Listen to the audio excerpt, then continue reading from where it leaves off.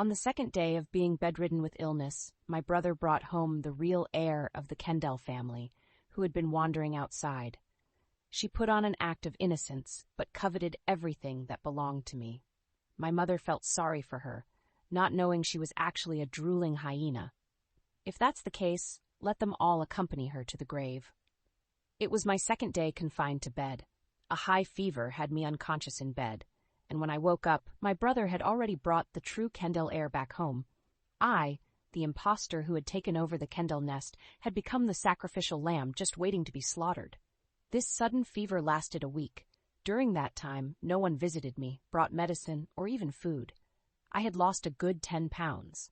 Finally recovering, I sat at the dining table, pale and gaunt, facing off against a glowing, healthy girl. Beside the girl, her mother beamed with joy. "Sarah Kendell. This is your sister, Cindy Kendell. Cindy has suffered for 10 years in the orphanage. Take good care of her. The Kendell family raised you for over a decade. They won't abandon you. You can stay here and take care of your sister with peace of mind. To save the Kendell family's face, we'll say you are still the Kendell bloodline, the eldest Kendell daughter." With my appetite yet to return, I put down my chopsticks and listened to my mother's lecture with my head bowed. After she finished, Cindy turned to her, acting spoiled. "Mom, the guest room smells moldy. Staying there always gives me nightmares about sleeping on the floor in the orphanage. I'm really scared." I looked up, stared into her eyes, and saw the malice she radiated. "Sister's room gets the sunlight. Can I stay there instead? I'm so frightened." With that, she even pretended to sob, invoking even more pity from my mother. "Good child, this is your home. You can stay wherever you like." My mother then turned and instructed the servants, "Pack up the eldest daughter's belongings to the first floor and sanitize the room properly to prevent passing on any illness." In our home, everyone knew the first floor was where the help stayed. Afterward, my mother went off with Cindy to look at the latest season's clothes from various brands. The servants led me to start packing, but my belongings were sent to the basement. The servant, with an apologetic look, said, "I'm sorry, miss, but it was Miss Cindy's order, and the lady didn't object. We dare not disobey." Exhausted from the day's hassles, I had no energy left to argue and waved them out. I had more important things left undone, no time to confront them yet. Because I had been sick at home for a week, I'd fallen behind on schoolwork. I took out my textbooks from my bag and started studying in the cramped space of the basement. Although I attended an international school, the academic pressure was still immense. In addition to the domestic high school curriculum, we also had challenging subjects like economics and minor languages. Catching up was a struggle. It was past 8 in the evening when I finished, and still, nobody had called me for dinner. The basement was poorly soundproofed, so I could easily hear Cindy's laughter. Only at midnight did I venture out to find something to eat. Auntie Grace, the nanny who had raised me, had quietly left some food in the kitchen for me. On Monday, I got ready for school early and waited in the living room with my bag packed. My brother and Cindy came down from the second floor for breakfast, chatting and laughing as if they'd known each other for years. I frowned, puzzled. How could Michael and Cindy have become so familiar with each other so quickly? Lost in thought, Cindy suddenly turned her gaze toward me. "Sister, brother has transferred me to your school. From now on, we'll be classmates." I responded indifferently, "I know." Michael frowned at me. "Didn't you say you would take good care of your sister? Is this your attitude?" I shut my mouth and said no more. Cindy's previous school was no good. Her grades probably won't be up to par now that she's at your school. You give her your textbooks and notes, and write new ones for yourself. Surprised, I looked up at Michael. "Why should I?" At my challenge, Michael shouted angrily, "Because you stole 10 years of Cindy's life, making her suffer outside while you took over her life. The fact that you are still in the Kendell house is a favor to you, and you dare to ask why." After that, Michael, with Cindy feigning tearfulness in his arms, went to the restaurant for breakfast. Cindy turned to give me a look full of spite, not an ounce of sadness in her eyes. I watched their retreating backs for 5 minutes, then put my books and notes on the table and headed to school with an empty backpack. As one of the top families in Meadowlands, News of Cindy's return to the Kendell household spread throughout the upper class within a week, even reaching marketing accounts that made videos to promote it online. Though the Kendell family still publicly claimed I was their bloodline, the truth was most of the upper class knew I was a fake. So my return to school caused quite a stir. I went to the administration office for a new set of books, then calmly sat down at my desk to rewrite notes. A few girls who didn't usually get along with me passed by the classroom and, ignoring the class president's scolding, walked straight up to my desk. "Well, if it isn't our glorious Miss Kendell, how do you still have the face to come to school? Did the Kendell family graciously allow you to stay on as a maid?" "You got it wrong. She's not the Kendell family's eldest daughter anymore. She's a thief who's been living off the Kendell's riches for 10 years. She wouldn't want to leave that behind." After their taunts, they circled around me, laughing loudly, waking several classmates who had been napping. The ringleader with red hair grabbed my hair and waved it in my face. Without any expression, I looked up at their leader. "I might not be the Kendell daughter, but as for you, Cindy, the child of a mistress, is that something to be proud of?" At the mention of mistress, Cindy's expression turned sour, and she raised her hand to slap me. I quickly restrained her wrist and dislocated her arm. The pain from the dislocation made her scream. I stared into her eyes and said firmly, "I'm not the Kendell's daughter, but I have enough wealth to make your father kick you and your mother out of the Clark family. I'm giving you one last chance to get out of my sight." Cindy's minions, seeing their boss beaten, had already stayed far away, peeking from the outside of the classroom. Brittany Clark, the Clark family's eldest daughter, arrived late. Seeing her sister, Cindy's eyes flickered with hope. "Sister." With a slap, Brittany silenced her. "Don't call me sister. I don't have a mother like yours." Stunned by the slap, Cindy tried to cry but held her tears back under Brittany's glare. "Sarah Kendell, I apologize for Cindy's remarks. I will have her transferred away from here so you won't have to see her again." Cindy's eyes widened in disbelief as she looked at Brittany. I nodded and sat back down. "As long as you keep your word, I won't withdraw my investment in the Clark family over her rudeness." Brittany nodded and signaled to the boys behind her. 2 boys stepped forward and took Cindy away. After the crowd dispersed, I turned and thanked the girl sleeping at the back of the classroom. "Lyndon, thanks for calling Brittany over." Lyndon waved her hand and turned to continue her nap. Over the years with the Kendell family, I had taken the little capital I had and flipped it in the stock market during the golden period, then moving on to various projects. Now, I had quite a sum of money and projects in my hands, with the Clark family being one of my investment targets. But compared to the Kendell family's assets, it was nothing. Half an hour later, Cindy turned up late and was escorted by the teacher to our class. She greeted everyone with a smile and introduced herself before the teacher seated her next to Lyndon. Life at school continued uneventfully for a week. Then the first monthly exam began. Although most students in the school came from affluent families, the school had a good academic atmosphere. For the wealthy families, poor academic performance meant a lack of intelligence, and for an heir, it signaled a fall from grace. Everyone was eager to outperform the others. Michael was the epitome of a spoiled heir, hardly different from a dog when it came to studying, while I was the opposite, always at the top of the class. Therefore, even though Michael was the eldest son, I was still groomed as the heir. I glanced at Cindy, who generously shared notes with others, then cast my gaze down. Cindy's intellect was probably not that great either.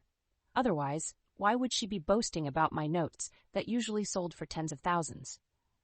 The teachers graded the papers quickly, and the results were out the next day. I was still at the top of the class, while Cindy was at the very bottom. As the academic committee member, I couldn't help but sneak a peek at her paper. Math, physics, and chemistry were a mess, and her essay was no better than trash. I lowered my head and chuckled softly. Her deskmate, Lyndon, had been my close friend for over a decade, the kind who'd share the same pair of trousers with me. Before the exam, I had told Lyndon to inform Cindy our school exams were open book. Children from wealthy families tended to be indifferent and selfish. No one in the class bothered to correct Cindy, all watching her make a fool of herself. For our class, Cindy was just a clown, but for students from other classes who didn't know better, Cindy's facade as a prodigy crumbled. Those who were originally swayed by her notes quickly scattered as they witnessed her dismal performance. Thomas Kendell valued academic achievement. Seeing Cindy's grades, he took a deep breath and said, "Cindy, I believe you're smart, but you've fallen behind due to the lack of educational resources you had before. I'll give you a semester to catch up. You need to be at least above average in your grade for me to consider handing over the company to you. Okay?" He didn't shy away from saying this in front of me, and even praised me in Cindy's presence. Seeing the malice in Cindy's glare towards me, Thomas seemed quite pleased. I bowed my head to accept the praise, but I was undisturbed inside. Thomas had done the same when educating Michael, keeping them eager to prove themselves. In the end, he got what he wanted, and only I suffered. I kept my eyes downcast and returned to the basement once Thomas finished lecturing Cindy. The basement had no power or internet connection. Only Grace, the skillful nanny, had hooked up electricity and network cables for me. Before leaving, she hesitated, as if wanting to say more. With a comforting smile, I patted her hand. I knew she worried about my safety, but I wasn't going to stop. Since the basement wasn't connected to the Kendell network, whatever I searched for was safe. I had been looking for Cindy's weaknesses since she arrived. Reading the heart-wrenching forum posts, a smile crept onto my lips. "Now, Cindy Kendell, I found your weakness." As a way to relieve students' stress after exams, the school often organized large-scale student activities, this time coinciding with the Cultural and Arts Festival. The high school music teacher had chosen classical art and was recruiting students who had learned Western instruments. Having just participated in the Van Cliburn competition, I was naturally a candidate for a piano performance. Cindy, unwilling to be outshined and having taken some piano lessons herself, begged Janet to let her participate.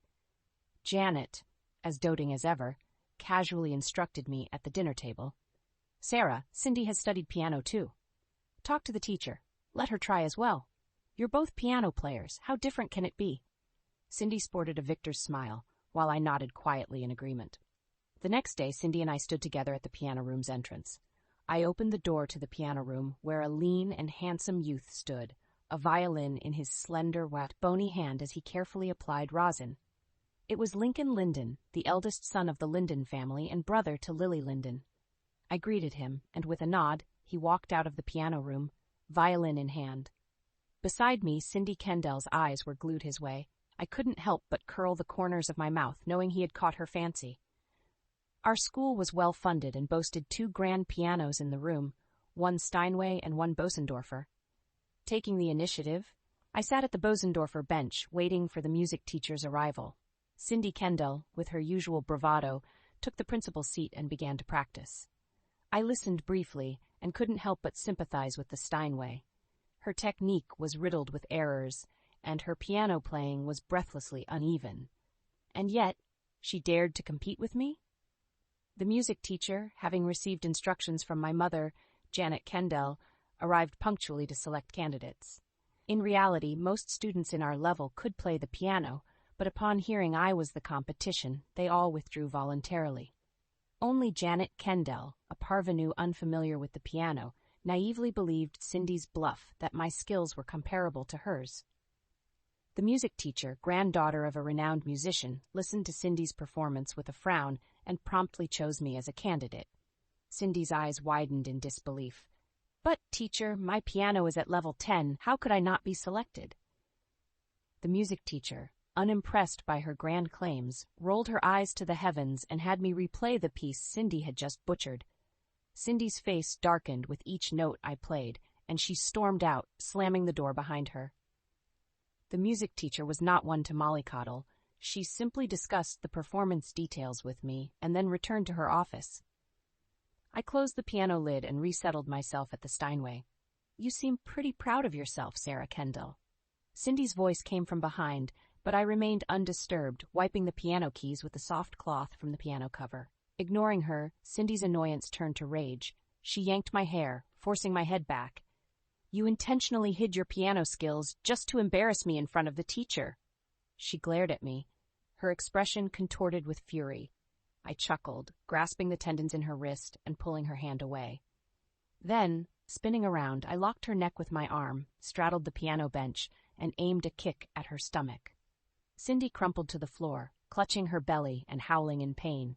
I approached calmly, bending down to grip her chin, my foot resting on her soft abdomen. Firstly, it was I who had Lily Linden tell you the test would be open book. I wanted you to make a fool of yourself, I said. Secondly, your piano playing is terrible. I let you compete to embarrass yourself in front of the teacher. And lastly, I looked into her eyes with a pleasant smile. Do you know why I dare to do this? I saw online a few days ago a girl from your old school committed suicide by jumping off a building. Do you know why she did it? A flicker of panic crossed Cindy's eyes before she could hide it. I didn't miss her micro-expression. Straightening up, to prevent her from attempting any surprise attacks, I kicked her again and left the room to her wails. From the neighboring piano room, I heard the melodious sound of a violin. It was Lincoln practicing. I stood at the doorway, enjoying his music until it ceased, then I turned and left. A week later, Lincoln and I performed on stage. My hair pinned up, I sat at the piano in a simple, elegant red dress, while Lincoln stood beside me in a black suit, violin in hand. We performed Butterfly Lovers. Down in the audience, Lily watched Lincoln intently until his stern glance forced her to sit up properly. After the performance, I rose to take a bow and saw Cindy and her brother Michael, bored and fiddling with his phone, while Cindy glared at me with pursed lips. I returned her stare with an impeccable smile and descended the stage with Lincoln. Backstage, Lincoln stopped me. Sarah Kendell, this weekend is my mother's birthday, and here is an invitation to the celebration. If you're free, you're welcome to join. I took the invitation with a smile. If Master Linden invites me, of course, I will attend. Janet Kendell insisted on bringing Cindy along when she learned I'd received an invitation. Thomas Kendell, my father, remained indifferent, simply watching their mother-daughter antics. An hour before departure, I finally received a dress while Cindy took all the jewelry the Kendell family prepared for me, leaving me with nothing but the fabric. Auntie Grace, the nanny, frowned as she delivered the dress. Miss, I've saved some jewelry over the years. You could wear mine. I waved her off, slipping into the dress and heading downstairs to wait for the driver. Janet and Cindy arrived fashionably late, Janet Kendell looking decent while Cindy shimmered like a walking disco ball. At the Linden estate, we were ushered into the hall, and Mrs. Linden approached me immediately upon my arrival. Cindy's smile froze before she could even introduce herself as Mrs. Linden took my hand with a frown. Sarah, aren't you dressed a bit too plainly? Has the Kendell family gone bankrupt? Lily Linden glanced at the glittering Cindy and chuckled. Janet Kendell attempted to smooth things over. Sarah overslept and just threw on a dress. She didn't have time for jewelry. Mrs. Linden looked at my precisely made-up face and said no more, instead slipping off her ring and placing it on my finger. This was given to me by my mother-in-law when I joined the Linden family. Seeing you so plainly dressed, I'll gift it to you for today. A young girl should shine. No need to be so modest. As the star of the birthday celebration, every move of Mrs. Linden was scrutinized by the other distinguished ladies, who covered their mouths and laughed at her comments. It was a clear warning to Janet Kendell not to trouble me. Publicly embarrassed, Janet Kendell cast an angry look at Cindy, the instigator, whose face paled and she bowed her head, remaining silent. I chimed in to diffuse the situation. Then I accept it with gratitude, Auntie. Mrs. Linden watched me put on the ring and whispered instructions to Lily, who then led me upstairs to the Linden estate's second floor. In front of me, Lily opened a safe and retrieved a set of diamond jewelry. She nodded in satisfaction as she fastened the necklace around my neck, saying cheerily, "This jewelry was recently won at Christie's auctions by my mother, who hasn't had a chance to wear it yet. Seeing you so bare, I'll gift it to you." I thanked her, touching the diamond as large as a thumb on the necklace. After returning downstairs, we arrived just in time for the start of the birthday celebration. Mrs. Linden brought Lincoln and me together for the evening's first dance. The party lasted until 11 at night. The driver took us back to the Kendell residence, where Thomas awaited our return. As soon as I entered, I found Thomas Kendell sitting on the couch, his face shadowed with displeasure. Before Janet could utter a word, Thomas demanded, "Did you two trouble Sarah at the birthday party today?" Cindy retorted with a laugh. "Not at all. It was just my sister who forgot to wear her jewelry." Thomas Kendell roared at Cindy, "Shut your mouth! Because of you two myopic fools, I've lost so much face!" Cindy recoiled at the scolding and closed her mouth, looking wronged. It turned out that Thomas Kendell had dinner with several executives that evening. Mr. Linden jokingly inquired whether he was mistreating me, leaving Thomas Kendell baffled. Mr. Linden then recounted the events of the birthday party. He finished with an ominous note. "I thought our families would be united in marriage and could collaborate well in the future." This had Thomas Kendell worried. After dinner, he hurried home. The Linden family is one of the most prestigious in New York City. I made it clear that whoever marries into their family would be the Kendell heir. But if anyone disgraces the Kendell family in their presence, they'll have no kindness from me. With that, Thomas Kendell left without looking back. I excused myself to the basement. Auntie Grace was there, diligently cleaning the mahogany sofa with a cloth. Janet Kendell cast her an impatient glance and sent her away. Auntie Grace humbly agreed, but just before she rose, planted an activated listening device under the sofa. In the vast living room, only Cindy and Janet remained. Cindy tugged anxiously at her mother's sleeve. "Mom, Mrs. Linden seems to really like Sarah today. She gave her such expensive gifts. I'm your real daughter. You have to help me." Janet Kendell was surprisingly calm. "Don't worry. The Linden family values blood relations. They wouldn't choose some bastard over the real Kendell daughter." Cindy's expression faltered briefly, then she nodded. "This time you were too naive. No mother-in-law wants a daughter-in-law too assertive. That was Mrs. Linden giving you a warning. Sarah may not be a Kendell by blood, but she has a good head for business. Your brother is useless, so when you're in charge, she'll be a valuable assistant." After a few more exchanges, they went upstairs to rest. The listening device under the sofa captured all their schemes, and I heard everything clearly from the basement. Perhaps influenced by her mother's words, Cindy Kendell didn't bother me for several weeks. On the contrary, she fawned over Lily Linden, fishing for information about Lincoln, though her efforts were met with cold disinterest. During Friday afternoon's equestrian class, which our classes attended together, Cindy Kendell, seeking to impress Lincoln, chose a beautiful but temperamental horse. Due to her poor riding skills, she was thrown off within moments, landing face first to everyone's amusement. Lily Linden and I watched from a distance without any intentions to help. "Sarah, now I believe you're not a Kendell." Lily Linden suddenly spoke. I raised an eyebrow as she continued. "The Kendells in this generation seem to have regressed in intelligence, one dumber than the next. It's the same with Steve Kendell and Cindy." I smiled. "Is that why your mother chose me as a daughter-in-law over Cindy?" Lily, caught off guard by my question, laughed heartily. "No, it's because my brother likes you." "Come on, Lincoln and I haven't exchanged more than 10 words. How could he possibly like me?" I took it as Lily's jest and didn't press further. In October, Steve Kendell received an offer from Prestige University's finance department and was set to study abroad. Janet Kendell was immensely proud, boasting at tea parties. Designers sent clothes daily, and Steve and Cindy busied themselves with socializing. The Kendell house buzzed like during the holidays.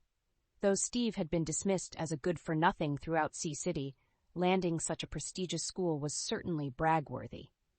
But it was really thanks to the Kendell family's financial clout. Janet didn't want me appearing in public and deliberately excluded me from events. I happily enjoyed the quiet and pretended to be unwell, disappearing from the Kendell family's view. Little did Cindy know that after this public fiasco, her life would plummet into an abyss. I visited Cindy's old school, located on the outskirts of Sea City. Neighbored by a transient village community, the school had questionable teaching standards. When I visited, I caught menacing looks from loiterers at the school gates. Before my visit, I'd already dug up Cindy's actions at this school, which couldn't be described as anything but deserving of death. Leveraging her decent looks and academic performance, she fancied herself the school belle and genius girl. She even gathered a gang, targeting whoever displeased her. I had found a forum post at the school written by a girl accusing Cindy of spreading rumors that she was a cheap prostitute and even burning her with cigarettes, trapping her in a restroom to slap her face. The post's last update was from the previous April. Unable to endure the humiliation, the girl took her own life by jumping from a building. To appease public outcry, the school quickly shielded Cindy Kendell, claiming the girl's suicide was due to her own family issues, unrelated to the school. However, the information I found showed that the girl was an orphan. After causing someone's death, Cindy Kendell laid low for a while before finding a new target, a girl whose academic performance far exceeded her own, and subjected her to a month of relentless bullying. It wasn't until Cindy was fetched back to the Kendell residence that she finally stopped. Sitting in the bubble tea shop opposite the school, I faced the girl who had been bullied for a month. She looked at me intently, without a trace of fear in her eyes. "You emailed me saying you have a way to help me get revenge. Is that true?" I smiled reassuringly. "Of course, it's true. Cindy Kendell tormented your best friend to death and bullied you for a month, yet she received no punishment. Instead, she's now living the life of the Kendell family's precious daughter, and, if things go as expected, will enjoy a lifetime of wealth and luxury. Good people suffer while the wicked prosper. That's something I just can't stand. It so happens she's crossed a line with me too. I want her gone, which is why I sought you out." The girl clenched her fists tightly. "So what do you need me to do? I'll do anything to see her downfall." I saw the bruises still not healed on the girl's neck and sighed. The next day after school, the girl sent Cindy a message claiming she had evidence of Cindy causing her friend's death. As anticipated, Cindy showed up, visibly annoyed, clad in designer brands from head to toe, her neck adorned with jewelry fit for a gala. From a distance, I watched from the car as Cindy, dressed to the nines, stood in the alley smoking, while some thugs grabbed the girl's school uniform and beat her. Finally, Cindy approached and put out her cigarette on the back of the girl's hand, laughed as she slapped her twice, and uttered a few words before leaving with her entourage. Auntie Grace, sitting in the driver's seat, gently pried open my clenched fists and held my hand warmly. I buried my face in her shoulder and sniffled silently. 15 minutes later, I got out of the car and took the girl to a private hospital. After the doctor had treated her wounds and left, she handed me a small camera she had on her. Seeing my silence, she spoke up. "Don't feel guilty. I did this willingly. As long as you fulfill your promise to me, it will have been worth it." I took the camera and replied, "Once this is all over, I'll give you a sum of money on behalf of the Kendell family as compensation." Without responding, the girl put on her school uniform, grabbed her backpack, waved at me, and left the hospital on her own.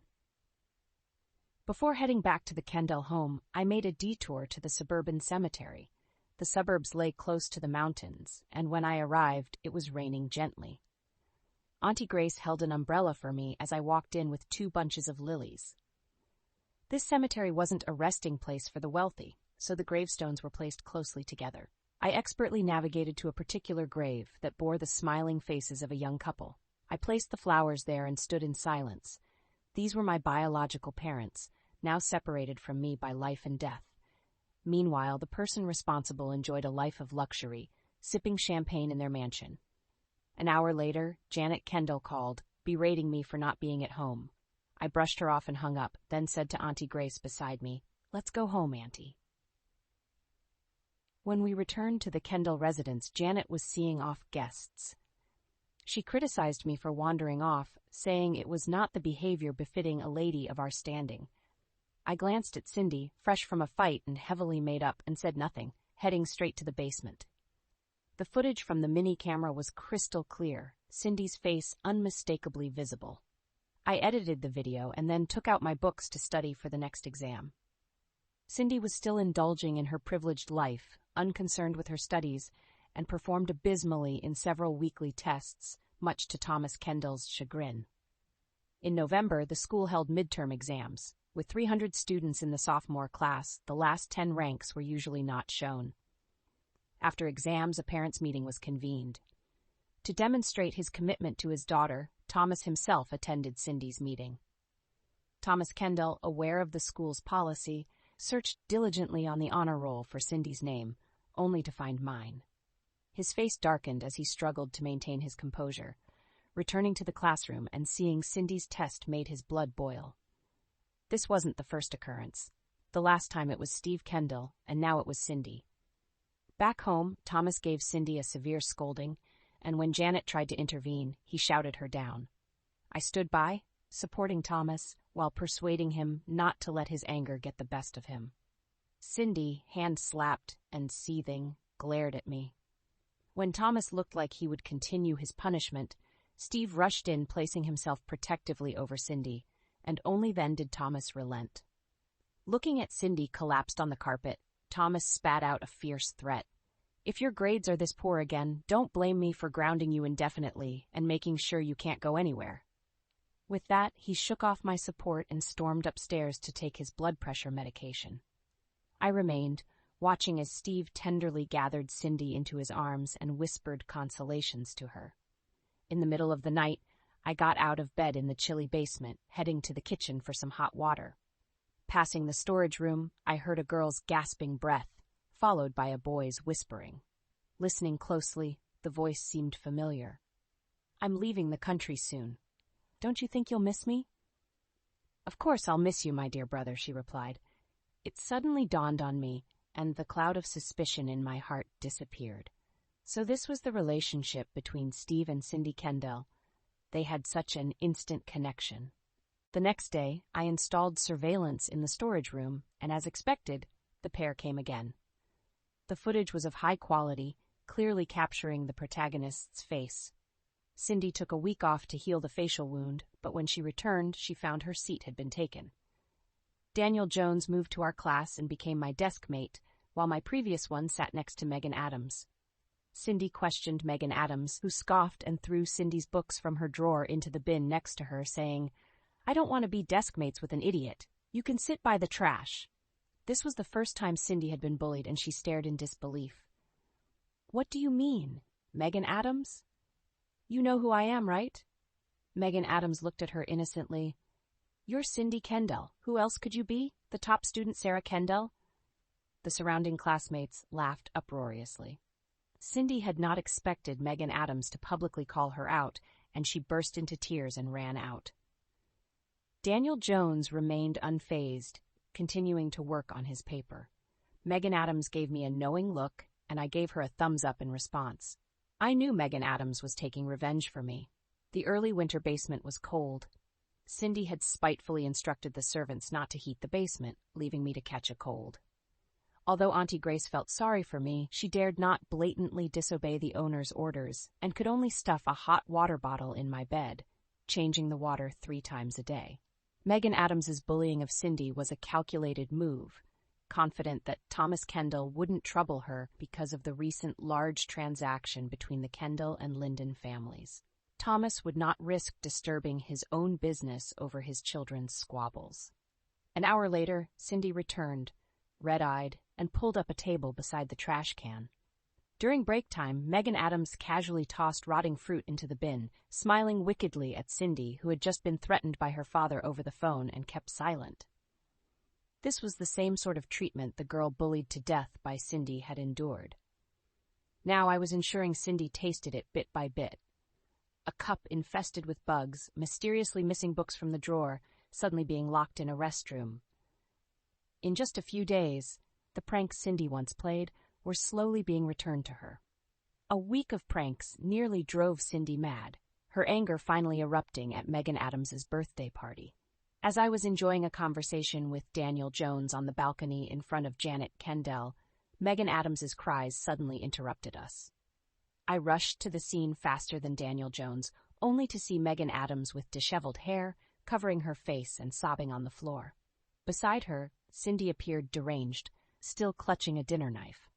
My mouth twitched. Megan Adams had been trained in Sanda since she was 5 and could easily take on someone like Cindy. It was impossible for her to have been beaten to tears. Before the Linden family's bodyguards could arrive, Daniel Jones had already thrown Cindy to the ground. I stepped forward to help Megan Adams up, silently watching her perform. The Lindens were all natural actors. Mrs. Linden held her daughter, shedding tears of concern, while Mr. Linden hurried over to examine Megan Adams's face for injuries. Good. There were no injuries. The lack of injuries did not hinder the Linden family's performance. Mr. Linden immediately called Thomas Kendell over from the male guests, demanding an explanation. Thomas Kendell apologized awkwardly, promising to discipline his daughter, and only then did Mrs. Linden forgive him. The birthday party ended on a sour note. Before leaving, Mr. Pross Linden made a pointed remark. I thought Cindy and Sarah would have similar temperaments as sisters, but it seems Sarah is the more mature and steady one. Thomas Kendell, an old hand at business, took Mr. Linden's words to heart, hinting that Cindy might follow in Steve's footsteps, leaving Kendell Corp., and that I would be the sole heir to the Kendell legacy. Whether that was true or not, Mr. Linden seemed pleased, repeatedly praising Thomas for raising such an exceptional daughter, attributing my success to his nurturing. Back home, Thomas dropped his facade, preparing to discipline Cindy without bothering to ascertain the reasons. Janet Kendell pleaded tearfully. Cindy said it was that little beast from the Linden family who provoked her first. After that, Cindy didn't even hit anyone. The knife was just to scare her. Why is she being beaten without distinction? Thomas couldn't contain his fury. She knows how difficult it is to get in with the Lindens. We finally got a collaboration going, and she couldn't even bear being bullied? Can't she consider the family's interests? She's just selfish, all because you spoiled her.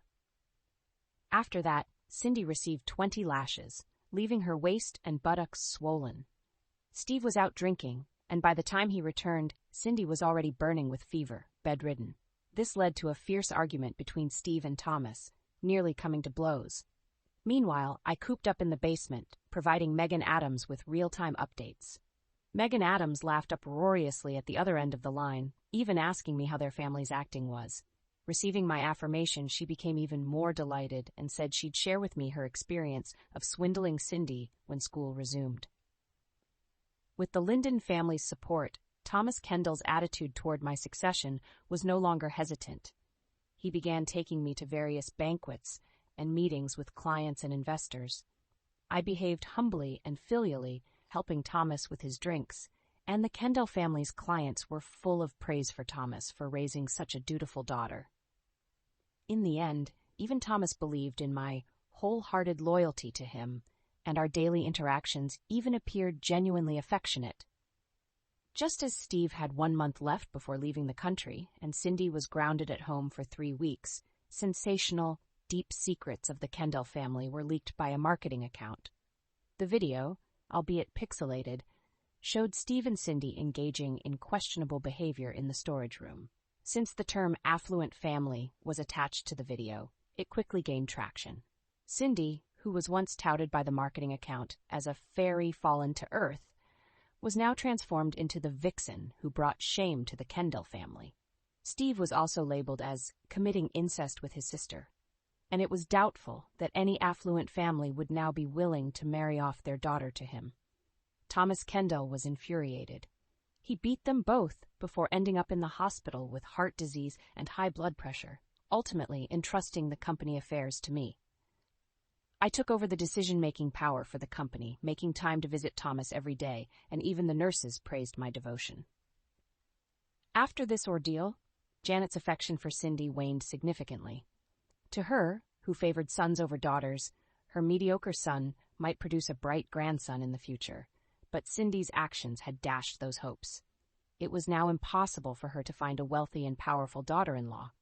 Without the powerful support of my in-laws, my grandson, no matter how excellent, could never have roots as deep as mine that have entrenched themselves in the Kendrick family over decades. And certainly, he would not be able to snatch the inheritance from my grasp. Witnessing her complete dissociation from the inheritance, what use could Cindy Kendell, my useless daughter, be? Steve Kendell's wounds had just healed when he was put on a plane to the United States, with no return expected for 4 or 5 years. As for Cindy, the Kendrick family confined her to the basement, right in my former dwelling. I moved back upstairs, securing my position as the rightful heir.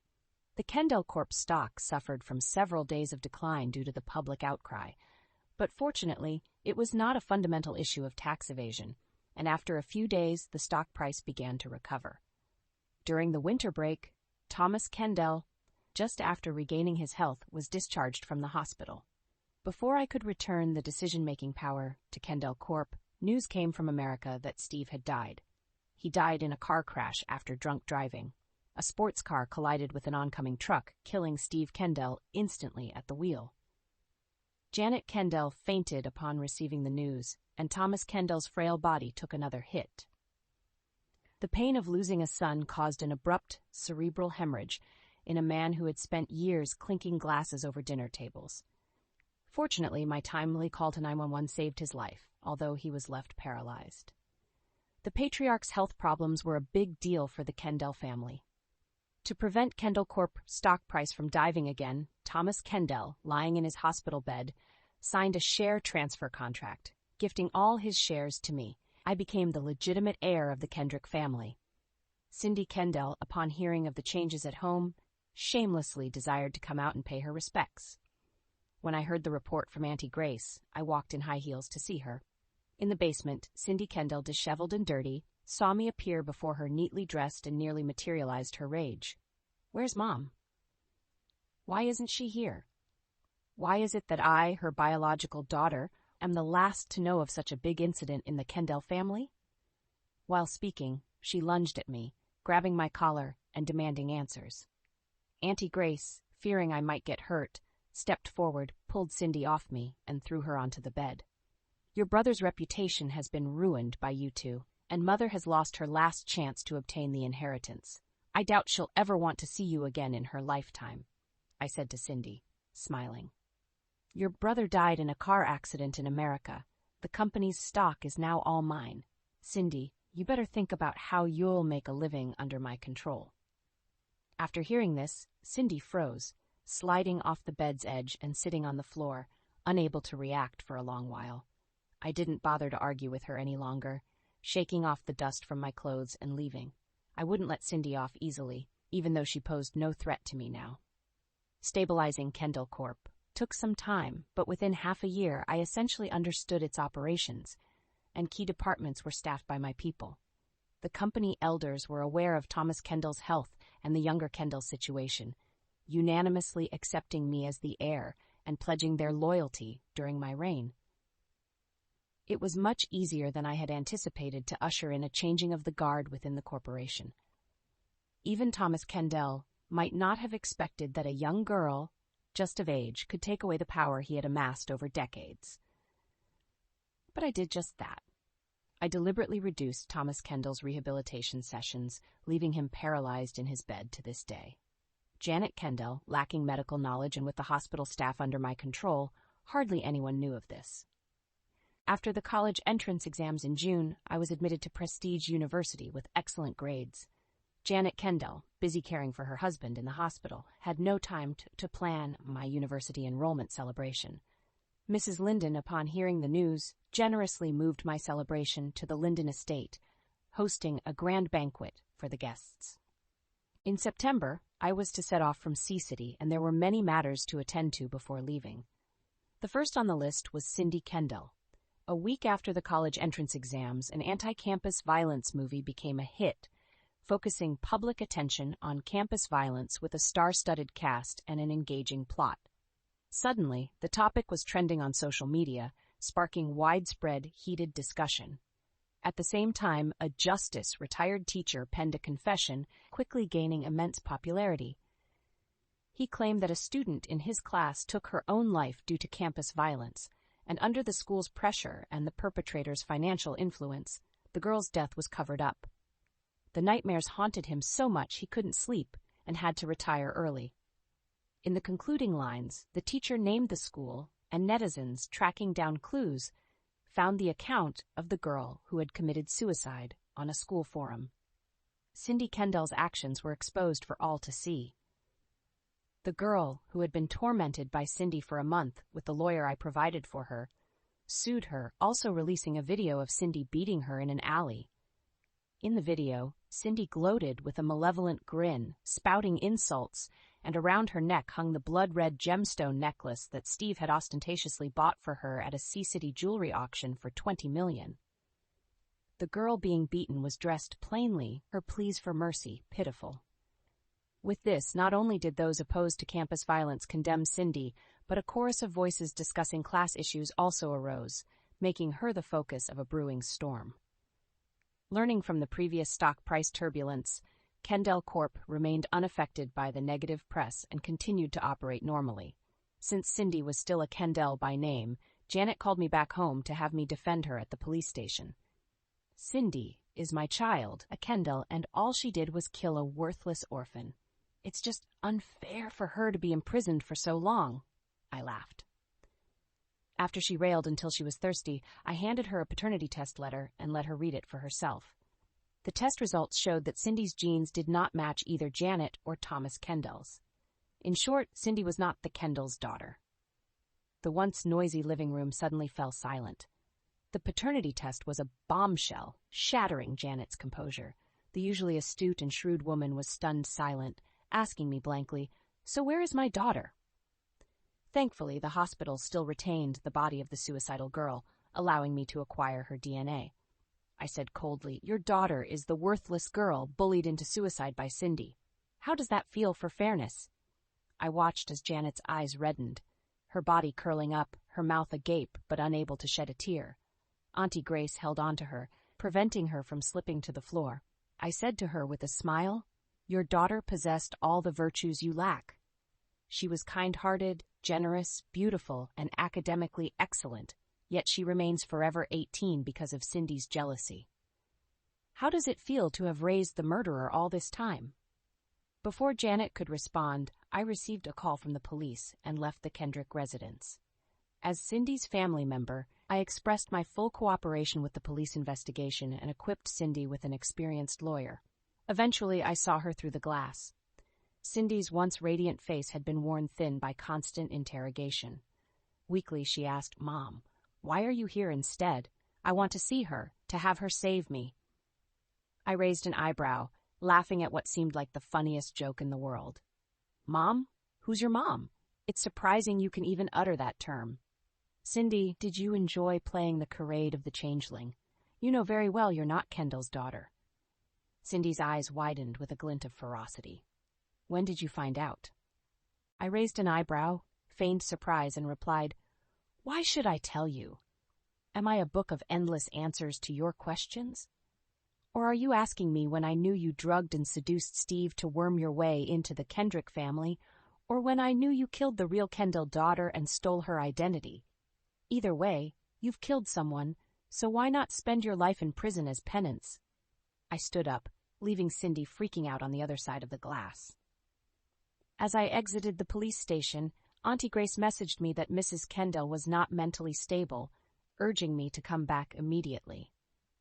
I called the asylum and returned home with a team of well-equipped medical staff. Janet's mental state was indeed dire. As she was being bound into the vehicle, she thrashed and yelled until the staff gagged her and dragged her into the vehicle. She had enjoyed luxury for the first 40 years of her life. Now she could spend her remaining years in an asylum. Now only my nominal father remained to be dealt with. Today, the hospital was bustling with activity. With Janet Kendell sent away, the tasks of attending to a husband fell by the wayside, leaving Thomas Kendell unattended, his adult diaper unchanged all day, appearing utterly disheveled. I sat in front of Thomas's hospital bed and observed the man lying on the bed, devoid of the expensive perfume that once adorned him, now exuding the scent of an old man on the brink of death, completely lacking the shrewd businessman demeanor once present in the boardroom. Thomas Kendell awoke and, seeing me, made noises asking for my service. I smiled as I raised the bed so he could sit up. Once he could look me in the eye, I informed him of Cindy's arrest, the murder of his daughter, and his wife's plunge into madness. Thomas Kendell couldn't speak, gesturing with his hands, asking me, "Never mind the rest. How's Kendell Corp doing?" Seeing his mercenary disposition, I responded with a smile, "Kendell Corp is doing just fine. In fact, it made a fortune by investing in that movie about campus violence. You can rest easy." Before he could let out a sigh of relief, I continued, "Only now, all of Kendall's companies are mine. As for you, you'll be spending the rest of your life in the hospital." Thomas Kendall's eyes bulged as his hands flailed wildly. You little beast, didn't we agree that you'd return the decision-making power after I recovered? I laughed at his frantic gestures. Didn't you promise us compensation once, but failed to give even a penny? Thomas Kendell froze for a moment, then quickly realized what had happened, reaching out to grab my sleeve. I shoved him back onto the bed and said, "You finally remember? Good. Now spend the rest of your days here in repentance." Without waiting for Thomas to struggle further, I left the ward and instructed the attendant in the hallway, "Keep an eye on him. Let him lie in that bed for the rest of his life, but he must not die." The attendant obsequiously assured me, and I nodded and left the hospital. On the eve of my departure to Prestige University, I drove alone to the cemetery on the outskirts of the city. There, my biological parents were laid to rest. My original family was not as prominent, but it was a far more warm and harmonious home than the Kendell family ever was. My father was strictly loving, and my mother gentle and kind. After I was born, to provide me with better educational resources, my parents took out a loan and bought an apartment in Sea City. But the good times were short-lived. When I was 3, my father fell from the 15th floor of a construction site due to loose scaffolding and died. The person responsible for the project at the time was none other than Thomas Kendell, who had not yet prospered through marriage. He assured us, a family of women and children left behind, that he would compensate us for our loss, with enough to raise me into adulthood. Instead, he pulled strings locally, pressing down my father's death. The official story became that a man, due to his wife's infidelity, committed suicide by jumping from a building under construction. With the mortgage unpaid, my mother died of depression from the rumors, leaving me and Auntie Grace alone. The only silver lining was that Auntie Grace discovered I bore an uncanny resemblance to the Kendell family's newborn daughter. At that time, the Kendell business was on the rise, and the emotionally distant Thomas Kendell simply sent his newborn daughter back to the countryside to be cared for by his mother. A subsequent earthquake took the old woman's life abruptly, and the young Miss Kendell mysteriously vanished, with me taking her place thanks to Auntie Grace's switch. Thomas Kendell, who had hardly witnessed his daughter's face, rushed back and failed to notice that what he brought home was a counterfeit. Auntie Grace then employed herself as a housemaid at the Kendell residence to look after me. Years later, after enduring hardships, I finally toppled the Kendrick household. The Kendell family was responsible for my family's ruin. I made sure the Kendell family met the same fate. What goes around comes around. The retribution is unfailing. Having completed my revenge, and with Auntie Grace taking care of the Kendell family's business affairs, I felt at peace traveling north with the Linden siblings to pursue my studies. The Lindens had established their fortunes in New York City, where both their grand estate and elders resided. During the November break, I intended to return to Meadowlands to keep Auntie Grace company, but she told me she was happily busy with the company and had no time for me, advising me to enjoy my time in the city instead. Once Cindy Linden learned of this, she dragged me all over New York City for a thorough tour. Michael Linden got roped into being our driver for the day, taking us around the city. Our last stop was at the Linden estate, where Cindy took me to meet our grandparents. They mistook me for Michael's girlfriend and insisted on stuffing red envelopes into my hands. Michael stood by, enjoying the sight of my flustered face, only stepping in to save me when I couldn't take it anymore. Back at Prestige University, Michael added me on social media and started sending me messages every morning and night like clockwork. At the end of the semester, an upperclassman from my club publicly declared his feelings for me. I wasn't interested and frowned, contemplating how to reject him. The crowd around us egged him on, but Michael, looking sharp and unexpectedly intimidating for his age, swooped in and pulled me away from the scene. The upperclassman tried to follow, but could only rage at the exhaust of Michael's Maybach. Sitting in the car, I playfully raised an eyebrow and teased him. "What's with you, Michael Linden? We haven't seen each other for months, and the moment we meet, you go and ruin my love prospects." He gripped the steering wheel, his dark eyes slightly creased in annoyance, and remained silent. Before I could push the matter, he suddenly hit the brakes and turned to me with a serious look. "I know you're interested in dating, but that guy's no good. He has a lot of bad history, he said. I was about to retort that I liked bad boys when he leaned in close and kissed me passionately. After the kiss, he collapsed onto me, deflated like a balloon, and admitted, "I've lost. I like you, Sarah Kendell." I patted his head to comfort him. "It's okay, I promise you." And with his surprised and happy look, I leaned in and kissed him back. What followed seemed to fall perfectly into place. Michael joyfully announced our relationship like an excited child, and the rest of the Linden family acted as if they had anticipated this all along, welcoming me into their fold with open arms. The Lindens had strong family values. Mr. and Mrs. Linden were in harmony, and Michael had inherited his father's stern exterior that warmed to tenderness at home, and always finding reasons to be close to me. Upon graduating university, Michael swiftly set our wedding date, underscoring his commitment to me by gifting me a vast plot of land in the city center as an engagement present.